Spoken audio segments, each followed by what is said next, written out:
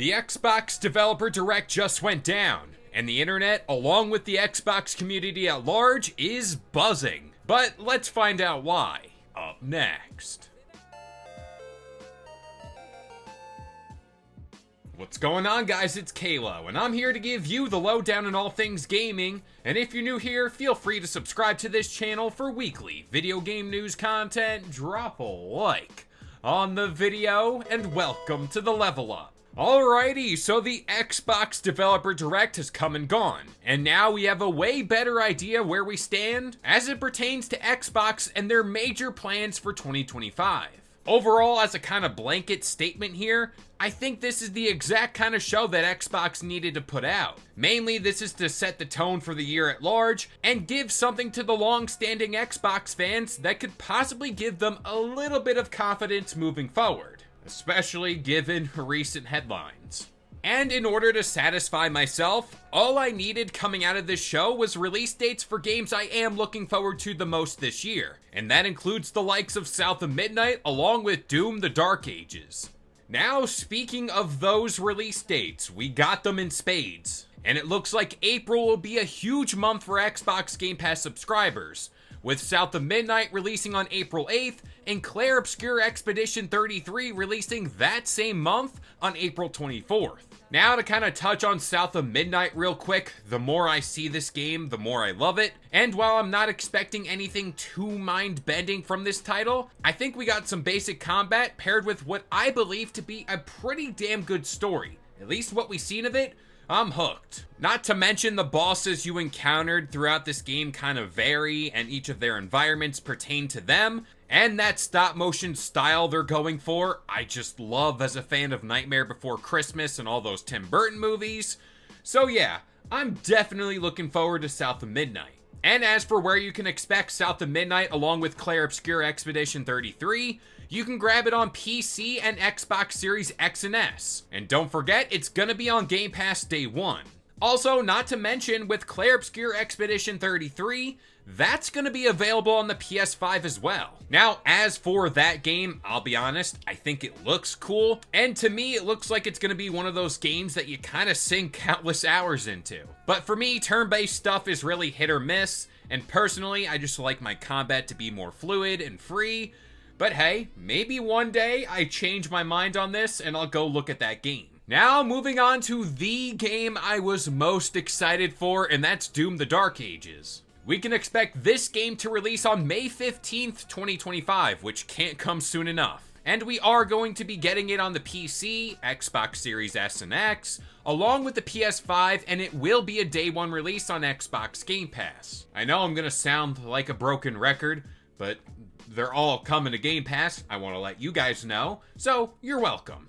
Now, this look at Doom really pushed me more into this game, and what I do find very interesting about Doom: The Dark Ages, it's gonna be a prequel to Doom 2016. So I guess if you haven't played any of the Doom games recently, Doom: The Dark Ages is gonna be the perfect jumping on point. Now, as for the gameplay, I really dig this idea that Doom 2016 was more about gunplay, Eternal was more jumping and acrobatics, but in Doom: The Dark Ages, you are essentially a walking tank. The combat clearly shows that, and oh my gosh, I can't stop yapping about this game. And seeing Doom Guy throw that badass saw shield kind of thing, and that gun that crushes up skulls and shoots out the remains, I mean, come on, who doesn't like this stuff? Now, the parts for this game I am very, very interested in are the mech portions, along with that flying armored cyber dragon.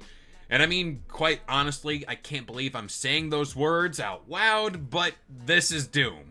And whenever this game first got announced, I was very interested to see how they'd adapt what I believe to be a more typical futuristic style of shooter into medieval times. And man, I ate my words here, because each gun and melee weapon, they definitely look the part, and they look like they fit in the time period.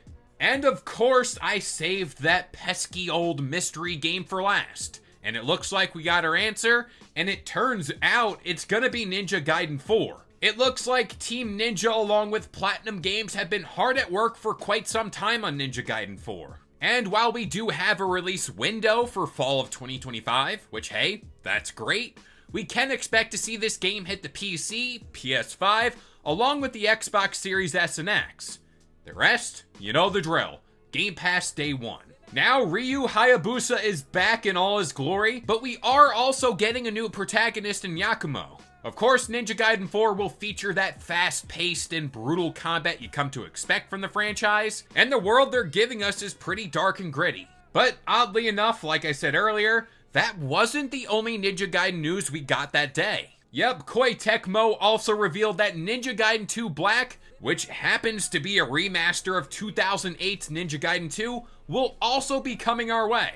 But sooner than expected, they shadow dropped this game right after the direct. This game is fully redone in Unreal Engine 5, and it looks pretty damn good to say the least. And all in all, I think Xbox is riding a high coming off of this show. And this is good news seeing how the last few months for Xbox, especially within the headlines, it's been turbulent to say the least. And the shows, getting a look at the developers, hearing what they're passionate about, especially when it comes to our favorite games. I don't know, it's wholesome, it's a nice time, and it's good news. I also think we are finally seeing the fruits of owning all these individual publishers, and this is now resulting in fairly big Xbox titles releasing practically every month. I mean, I didn't even mention we are getting Avowed in a few weeks' time by now, and we still don't know about Outer Worlds 2. And let's not forget, there's still that Oblivion remake floating somewhere out there. And as for the Summer Showcase, I believe that is where we're gonna see way more of Fable, which, quite honestly, that can't come soon enough. Feel like a crack addict. The more Xbox games get announced, the more they get revealed. I'm like, I just need more and more and more. But I gotta beat my backlog first to jump into any of these games. But with all that being said, I'm gonna pass this one off to you guys. What was your favorite game from the show? But that about does it here. I've been K-Lo, I gave you the lowdown on all things gaming, and if you're new here, feel free to subscribe to this channel for weekly video game news content. Drop a like on the video, and this has been the Level Up.